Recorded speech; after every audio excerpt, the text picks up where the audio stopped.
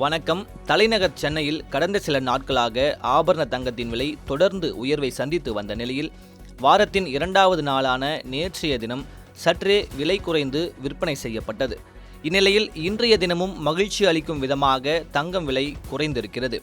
அதன்படி சென்னையில் 22 கேரட் ஆபரண தங்கம் சவரனுக்கு 480 ரூபாய் குறைந்துள்ளதால் முதலீட்டாளர்கள், நகைப்பிரியர்கள் மற்றும் இல்லத்தரசிகள் என அனைத்து தரப்பினரும் மகிழ்ச்சி அடைந்திருக்கிறார்கள்.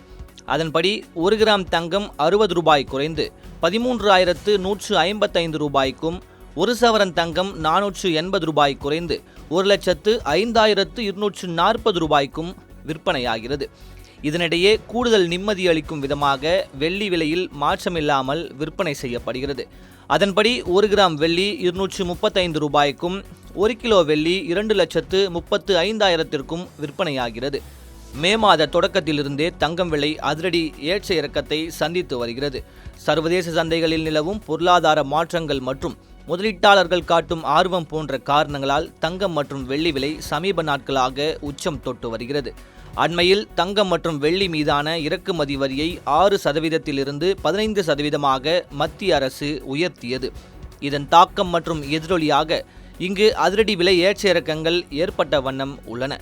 சர்வதேச பொருளாதார மற்றும் அரசியல் சூழல், கச்சா எண்ணெய் விலை, அமெரிக்க டாலருக்கு நிகரான இந்திய ரூபாயின் மதிப்பு, உலக பங்கு சந்தை செயல்பாடு உள்ளிட்டவற்றின் அடிப்படையில் தங்கத்தின் விலை தினமும் நிர்ணயிக்கப்படுகிறது.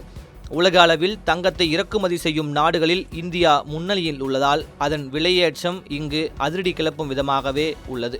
இந்நிலையில் நேற்றைய தினம் 22 கேரட் ஆபரண தங்கத்தின் விலை சவரனுக்கு 1,240 ரூபாய் குறைந்திருந்த நிலையில் இன்றைய தினமும் கூடுதல் மகிழ்ச்சி அளிக்கும் விதமாக சவரனுக்கு 480 ரூபாய் குறைந்திருக்கிறது.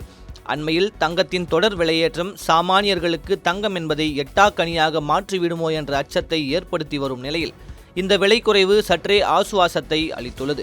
தற்போதைய குறுகிய காலத்தில் விலை ஏற்ற இறக்கங்கள் இருந்தாலும் தங்கம் என்பது நீண்டகால பாதுகாப்பான முதலீடாகவே பொதுமக்கள் மத்தியில் பார்க்கப்படுவதால் அதை வாங்குவதில் மக்கள் காட்டும் ஆர்வம் சற்றும் குறையவே இல்லை என்பதும் குறிப்பிடத்தக்கது.